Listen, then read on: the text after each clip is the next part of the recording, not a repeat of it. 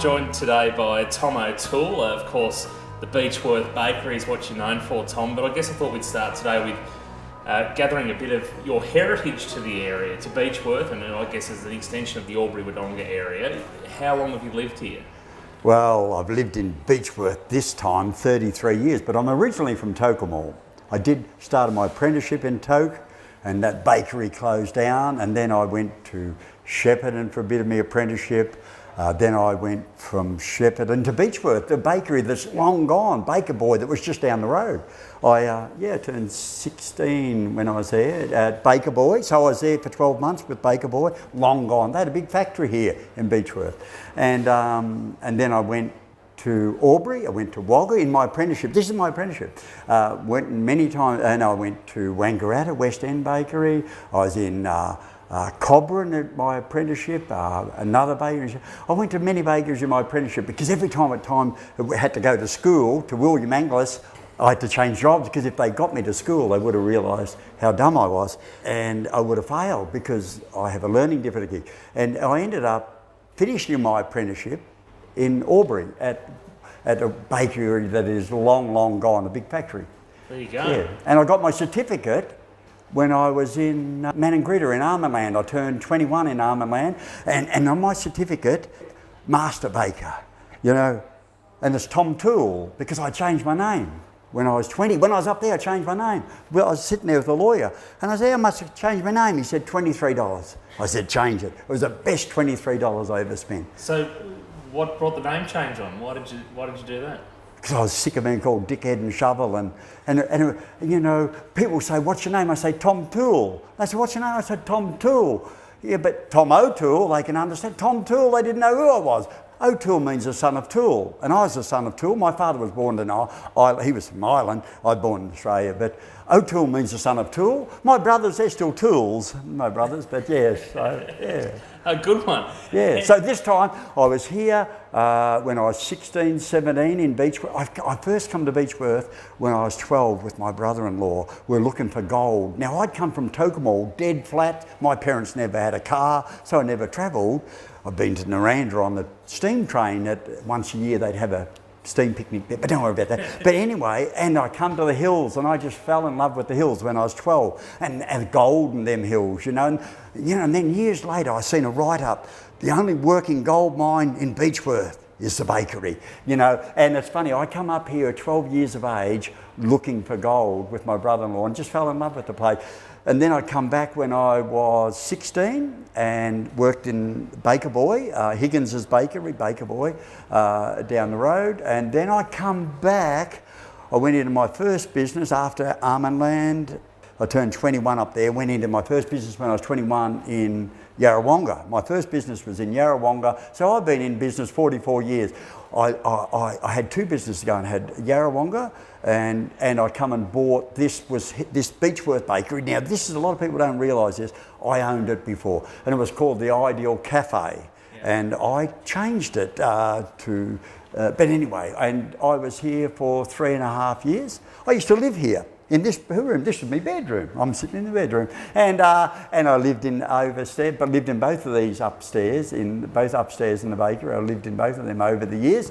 I bought this place first up when I was about 22. I don't know the mathematics of whatever age or what years, but I've been back here now nearly 34 years. And how do you think other people would describe you, Tom? How do they describe me? Oh, a bit erratic, I suppose, chaotic. I think I've got something missing, but some people think that I've got it all. But some people see me as a very successful businessman. Now, I've never learnt the alphabet. I don't even know how to use a calculator. Yeah. I'm as thick as a brick, and they see me as this big-time businessman. And my secret is I have all these good people that make me look good.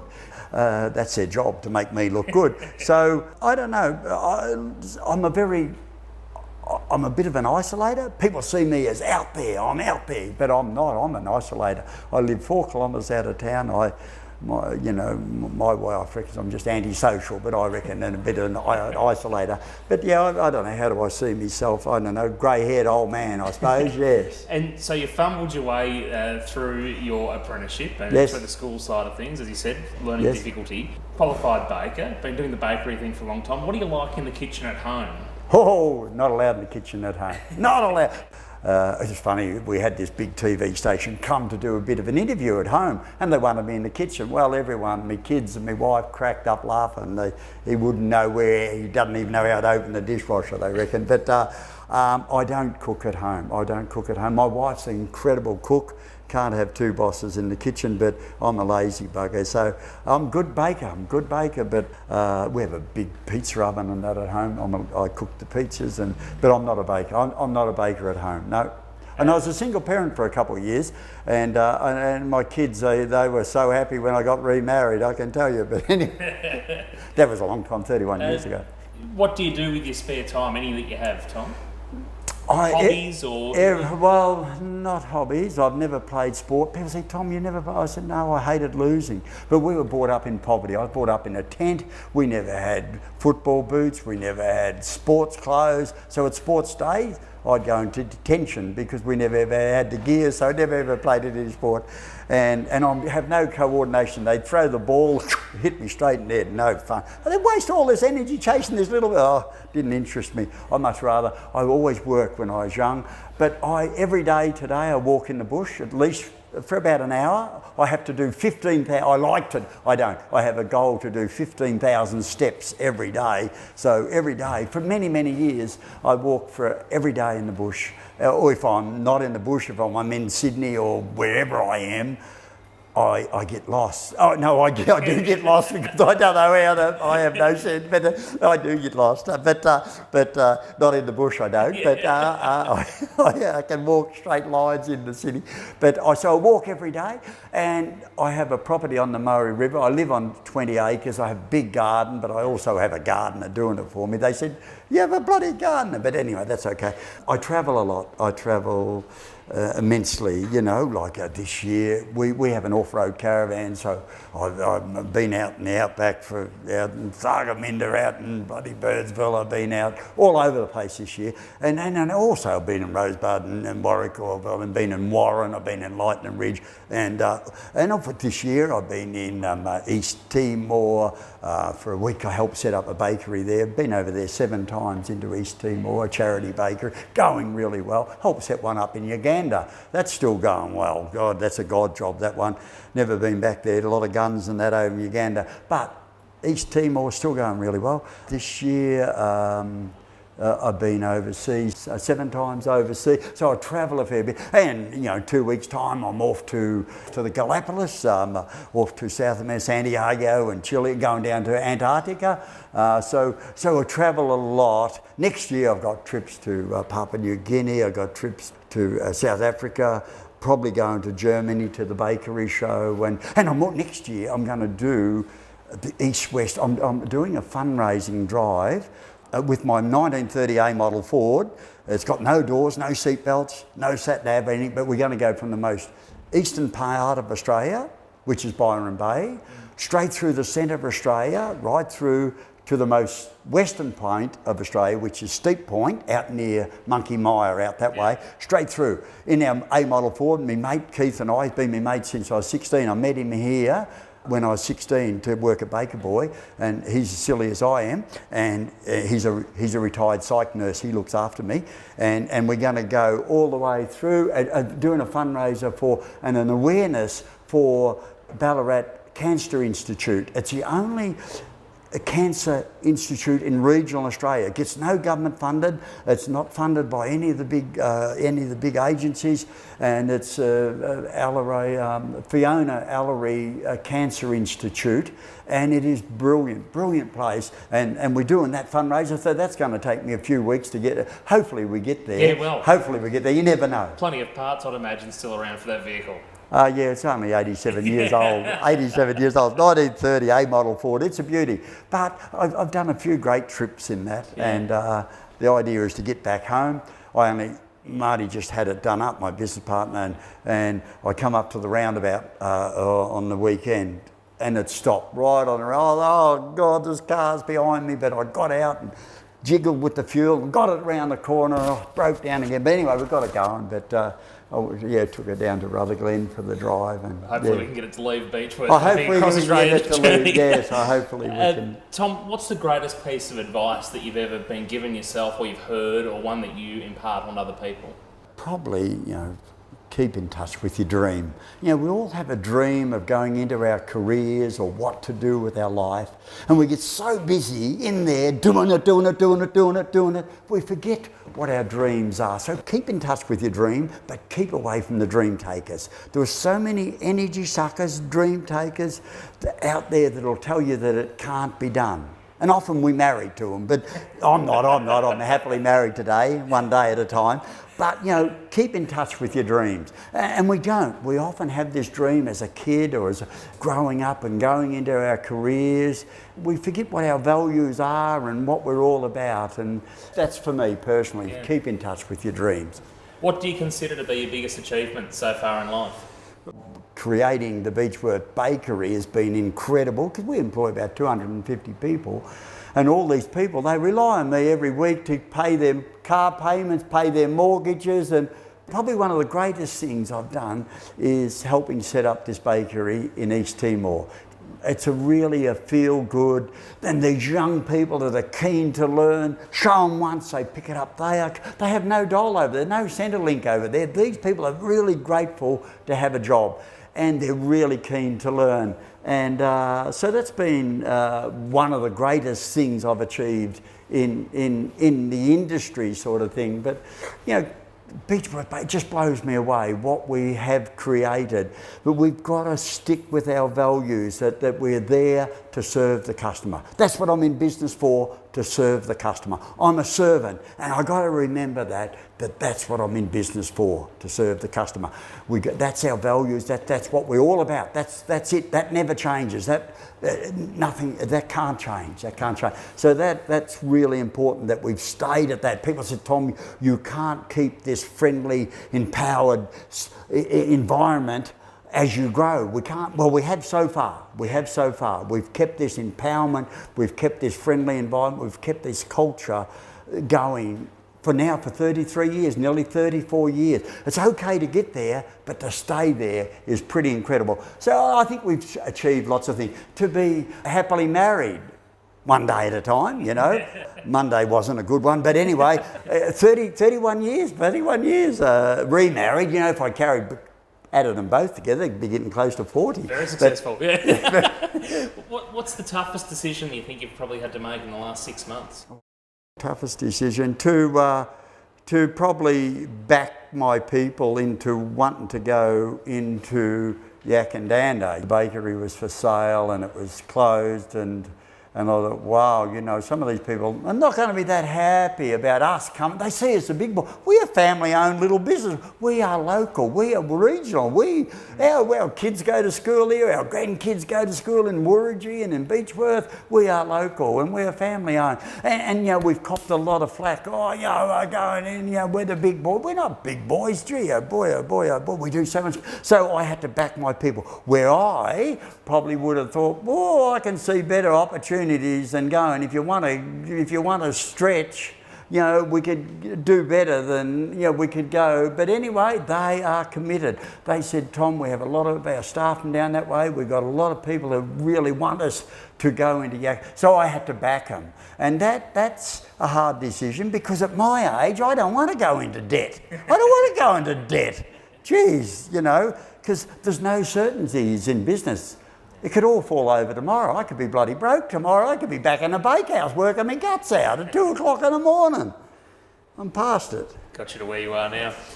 What's the worst thing that you think you've ever had happen to you in life? My first wife leaving me. I thought it was the end of the world. I was suicidal and homicidal, but she left the country. Left me with 2 little kids, and I had the arse out of my brains wanting to die, and that was the hardest.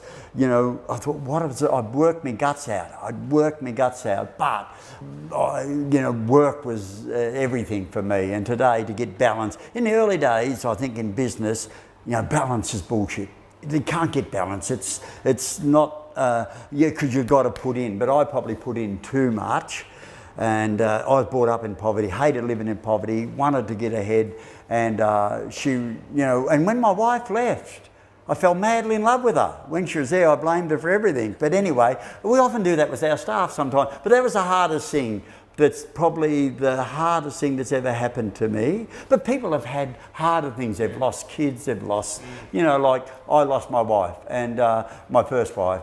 But it was the best thing that ever happened to me. I got a newer model. It's terrific. Well, that was going to be my next question, because I say, a lot of people say you shouldn't have regrets in life, but do you regret the effort you put into your career over that? No, it was a marriage? success. We had 7 years of happy times.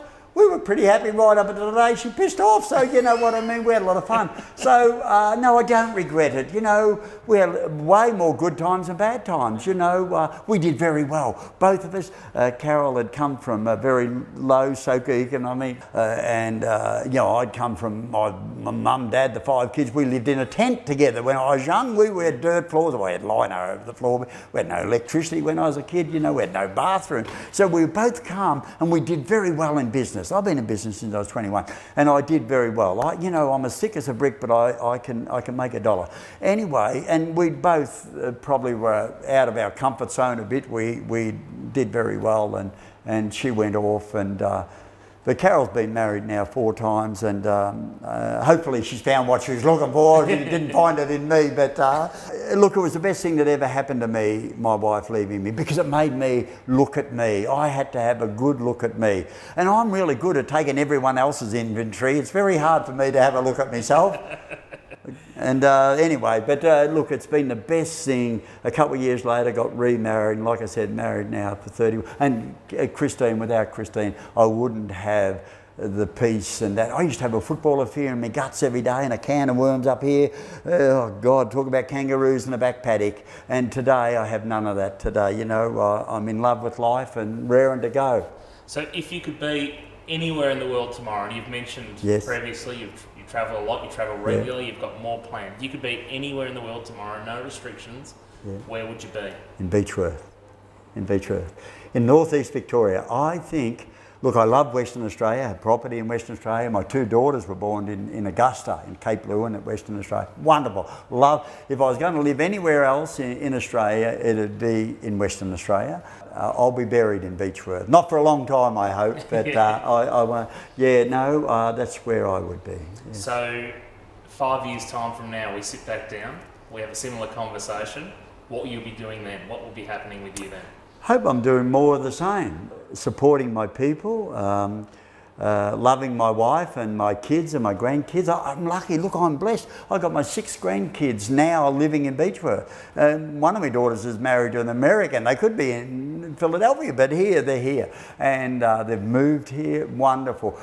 I'm hoping 5 years' time I'll be here supporting my kids, seeing my grandkids grow up, supporting my business people here, my managers. I'm sure I'm going to be still in love with life, still dreaming big, still travelling, still seeing the world.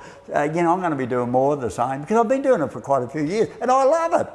Like I said, I'm in love with life, and I'm raring to go. We live in the greatest country in the world. Greatest country. I don't know how many countries I was in. Last year I spoke in Ireland, got a standing ovation in Ireland. They felt sorry for me. It was great. And I spoke in Scotland, in Glasgow. And they were talking about, it was at the Bakers Association, master bakers. Man, you hear someone from Glasgow talking about master bakers. And I got confused. I got up there and I said to them, I said the wrong word, and it didn't go round and down like a lead balloon. But, it's very hard with the accent there in Glasgow. I've spoke overseas this time, 6 times, And people want to hear a story. They like a good story. I'm as thick as a brick, and they think if this fella can do it in business, anyone can. So I go along and inspire people. But the thing is, this is home. I love it. I'm at peace with myself. Any place is home when you're at peace with yourself. And Beechworth, it accepts the mad, the bad, and everything. And I love it. I'm very accepted here. And I love it here. My wife, she's 5th generation. They come in the 1850s or 60s, yeah. So the community here is very lucky to have you. Oh, the community's a great embracing community. There's big thinkers here, not too many small-minded people. There's mainly, they embraced me when I come back 33 years ago, and they're still embracing us today, and yeah. So you look back at the Beechworth Bakery empire now, how many locations is it? Well, 7 now with Yakandanda, which we haven't opened. We will be opening. Yes, we'll be happening in the next few weeks. Did you ever think it'd be this big when you first moved here? Oh, not when I first moved here. I didn't know how. I designed this bakery. I took over the clothes shop next door, and that was the only clothes shop in Beechworth, so that annoyed a few people. Now there's many beautiful clothes shops in Beechworth. You know, when I come here to Beechworth 33 years ago, you know, the lolly shop wasn't there. They were all boarded up, them shops were. They boarded up. The ice cream shop boarded up. People lived in it. The shops over the road, most of them boarded up. The beautiful Emporium, that was a hardware shop, very different. Most of these shops were closed 33 years ago. So when I come 33 years ago, I built this business that got a very successful. Oh boy, I made some money then because I was in here working my guts out, and my wife was, and we worked hard. But for me to grow, I had to go, and for me to keep my good people, I had to give them a career path, and so to do that, I had to grow. We either grow or we die. Duplicate what we've done in Beechworth. They said it can't be done. You know, I don't know whether they said God said that's the square meterage, that's where it's all going to happen. You know, so we took on Beechworth Bakery in Echuca, and they said, how can you have a Beechworth Bakery in Echuca? Well, they've got a Bendigo Bank in Echuca, you know. We got a Bendigo Bank in Beechworth. That's our brand, Beechworth Bakery. We went to Echuca, and it is gone. It is true. People built that, and they couldn't make it work. They built this massive bakery. They couldn't make it work. The culture was wrong. The people were wrong, and we have duplicated that. But to do that, by doing that, I've given these people a career path. Young Laura, she's our manager there in Albury. She's 24. She's 24. She did a university. She did all the degrees, and she was going to go off. We offered, and she used to work part-time in the bakery. And we said, would you like to be the manager? Wow, would she? And she's loving it. And she is building and growing that business, and she's helping us with the Yakandanda. She's sort of come in, taking over that. Marty, my business partner, he started after school when he reckons 12, but I think he was 13 or 14. But anyway, his mum and dad lived the shoe shop and across the road, and he did his apprenticeship here. He's the CEO. He's the big boss. He is my business partner. He runs the show. Holly, she did uni. She worked here as a school kid. She then went off to uni, did HR and everything. Was with Myers, the Myers family. She is 28 or something. She's our general manager. She goes and works in, you know, these people. It's given them a career path. You know, I think we've got a couple, 3 or 4 going to Germany next year. You know, we've taken our staff here, there. We had 2 of our apprentices up in Sydney a couple of weeks ago doing courses. We're doing this stuff. Growing has, it's given lots of people lots of opportunities and helping them pay their car loans and everything else. Why do people love the Beechworth Bakery brand so much, do you think? Well, we're a friendly environment. That culture that we have here, people come in and they feel it's their second home. It's home to a lot of people. We have people that are in here every day every day in Hillsville, every day in Ballarat, every day. They're in there, they're sitting here, they read the paper. You know, it's like that guy sitting over there. He sits here every day. It's home, it's second home. And they feel comfortable. They feel wanted, they feel loved. And that is it. You know, I think we're not putting the chairs up on the table at 2 o'clock. You know, we're not. So I think that is it. All right, the product's got to be good, but it's a lot more than that. It's a lot more than that. It's about our business is about people. We're about people. We're in business to serve the customer, and that's what we're here for. But we forget. We get so tied up in spreadsheets, flow charts, data, and statistics, and all the customer wants is look at me, greet me, talk to me, thank me. Sell me a bee sting. The bee stings are bee stings, yeah. We're very famous for our bee stings, yes. Now, you've mentioned in parts of your travels, a lot of it's about guest speaking at different conferences and what have you. Yes. At what point did that begin? When did you go from baker to guest speaker? You know, it's funny, people say, how'd you get into speaking? You know, when I got remarried, 31 years ago, in August, 31 years ago, my wife said, Tom, I've got to get up and thank the people. I could not get up and say my name. You know, hopeless, you know, because I have a learning difficulty. I was sick as a brick. When I went to get my licence, and my car licence many years ago, and you got it with the local police, he used to come in, they're all a bit sus, but anyway, they'd come in and get a free loaf of bread every morning, stopped us getting booked and kept the bakery car on. This is years ago when I was doing my apprenticeship, kept it on the road. And anyway, he seen me every morning and he said, when are you getting your licence? I said, I'm coming next week. And I went in, and it was a circus. This is at Tokemore, and I went to sign my name. He said, fill this form out, and I have hardly any ability.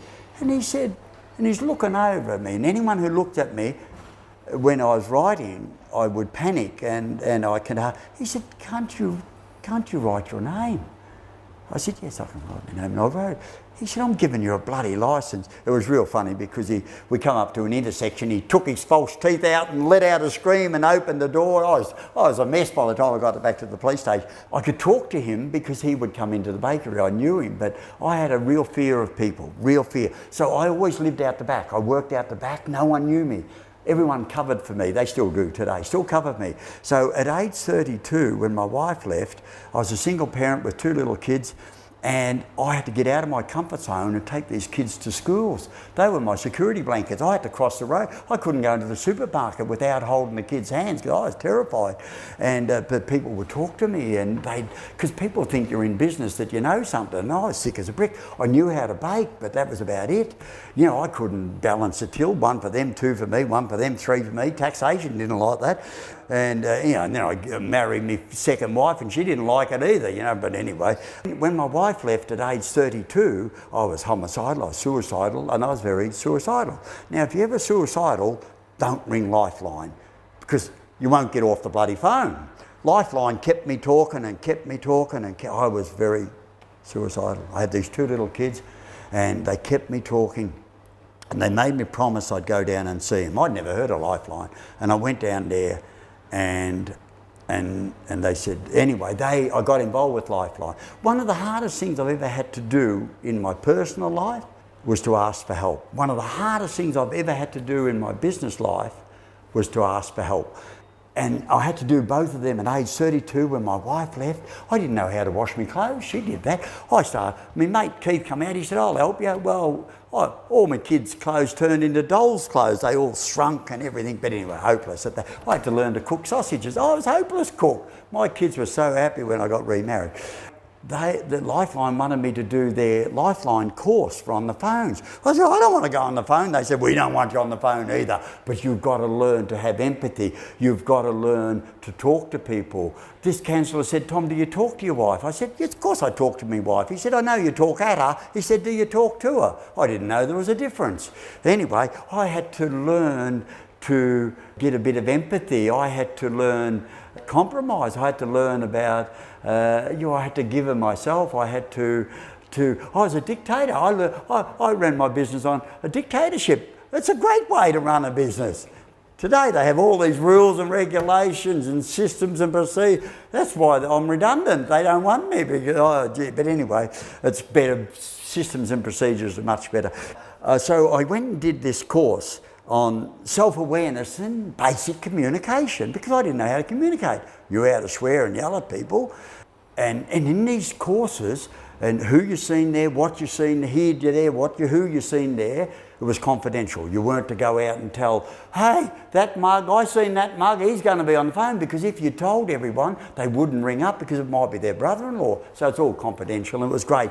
And what you see, it's just non-judgmental. They didn't judge me that I was sick. They didn't judge me that I couldn't pronounce words properly. They didn't judge me, and it was terrific. And they treated me like I wasn't dumb. You know, they treated me, they lovely, they treated me nicely, you know, and I wasn't had to be the boss. I felt comfortable. At the end of the day, I didn't want to leave because I had to go back out in society. It was hard. And you get these policemen pull you over for speeding and you tell them the truth and they want to, anyway, why are you speeding? I'm in a hurry to get home. They didn't think that was smart. I did this course, and in this course there was Rotarians and Apexians, and I don't know where the Probus was going then, this is many years ago, and they said one day, this Apexian, or Rotarian, he said, Tom, can you come and talk to Rotary? I said, what am I going to talk about? Had an attempt on my life. I ended up sticking a loaded gun in my mouth and very cold and oily.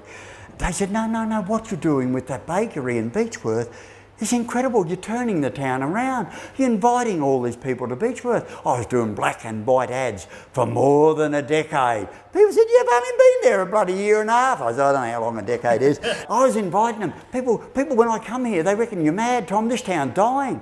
They said, you're mad, everyone shops out of town. I said, I'm going to shop, I invite them to shop at Beechworth. They're not going to invite to Beechworth, because they had this stigma about Beechworth, the mental home, the jail, the institution, only the mad and the bad. Because if you're coming here, you're misered and you're mad auntie or somebody else in the jail. And, I said, I'm going to invite them to Beechworth. And that's what we did. And so they wanted me to tell this story.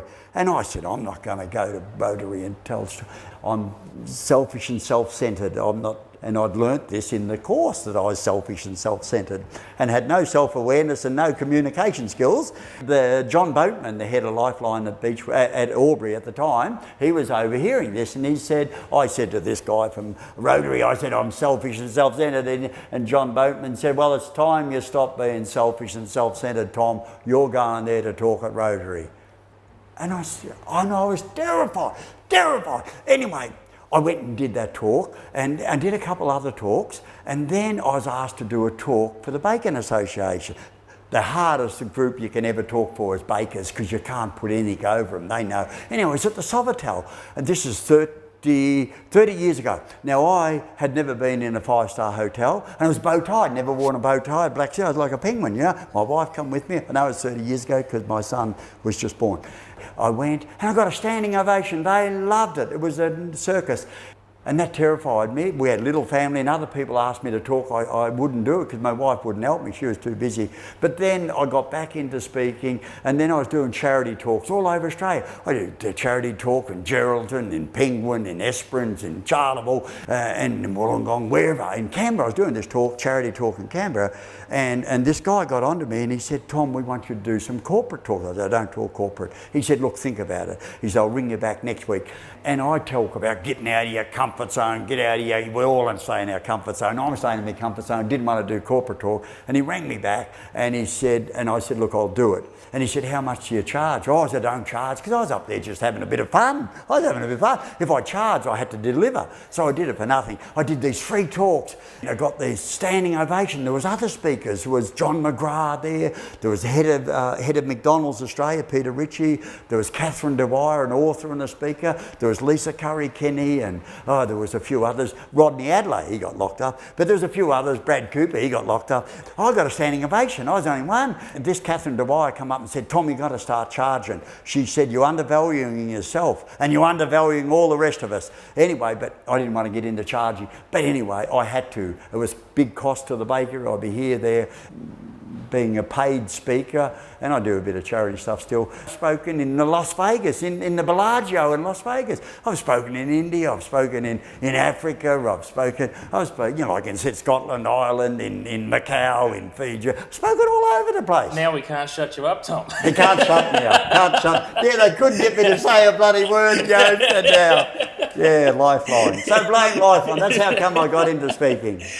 It's all about innovation. How do we keep our staff, that innovation, with our people? I think asking them their ideas. We're looking for all these innovative ways. These people at the coalface, they've got the innovation, they've got it. So we do send them off and doing courses, but just ask them, look, we need help, we need your ideas. That's the best way. You want something? Ask for it. How do we keep our staff on board with our values, and that is repetition. Keep telling them that we're in business to serve the customer. It's about repetition. It's about We do an in-house newsletter, and what we do with that in-house newsletter, we post it to them so mum and dad gets it, or their husband or partner, and they get to read it. And they say, oh, I see you doing this, we see you doing that. And we push our values all the time. That consistent message all the time. That it is so important that we're there to serve the customer. If you wouldn't buy it, don't sell it. If you wouldn't want your mother to buy it, don't expect anyone else's mother to buy it. And that is how we've grown the business, on that consistent message of repetition, repetition, repetition. How do we keep our team working together to reach a shared goal? It's all about teamwork. This business runs on teamwork. I'm redundant. Just because the bloody snow's on the roof, they reckon the fire's gone out. But it's all about teamwork. Teamwork works if you want it to work. When we all work together, we all win together. And that is what it's all about. Having that shared goal, again, it's about repetition. This is our goal, to serve the customer. That is what we're in business for, to serve the customer. That same goal, if you wouldn't buy it yourself, don't expect anyone. It's that stick to that same message. Simple. Look, business is so simple, lots of us miss it. That's what we've got to be careful. We're a people business. We are very team focused because it's about team. None of us are as strong as all of us. And I'm the most useless one. I have 255 people work for the Beechworth Bakery, full and part-time, 200, and it's about teamwork. None of us do it alone. Values should every leader, I'm buggered if I know what you're talking about. You know what? It's about value, it's about empathy, it's about integrity, honest and ethical. You've got to be ethical. And we did I had a CEO in once, and he did some dumb ethical things. Bought pies from bloody Melbourne and, crazy stuff. Everything baked on the premise. We're buying these bloody pies from Melbourne. That wasn't very ethical. I think every leader has to be ethical, got to be honest. Especially when you live in regional Australia. They know everything that's going on. So you've got to be honest. I'm in business to make money. What drives me? Look, in the early days, I hated living in poverty. Anyone will tell you that it's spiritual living in poverty, it's bullshit. There's nothing spiritual about living in poverty. What motivates me is seeing my people grow. That's helping them grow, because if they grow, I grow. It's about growing. We either grow or we die. Grow our sales, grow our people, grow our ideas. It's about growth. When you're ripe, you're rotten. I've got to keep growing. I am in business to make money, because money gives me choices. Money gives me options. Without money, you don't have any options. You don't have any choices. You can't run a bakery in Timor. You can't run the orphanage. You can't run your church without money. The money's root of all evil. These buggers, they're all running. You've been to the Vatican, there's gold and stuff everywhere. I tell you what, you try to run the Boy Scouts or the Girl Guides without money. We've got to be, it's very easy to run an unprofitable business. You've got to be profitable or you're just wasting your time. All these people are relying on me and on the Beechworth Bakery pay their mortgages, pay their car payments. They're relying on us being profitable. Our staff want to work for a successful business. Our people want to work for a successful business with the right values, the right culture. Tom O'Toole, it's been wonderful to speak to you today. Thanks so much for your time. Thank you, Kevin. You can bloody talk. God. Thanks. Oh, yeah. You're a bloody clown. Why didn't you pull this guy up?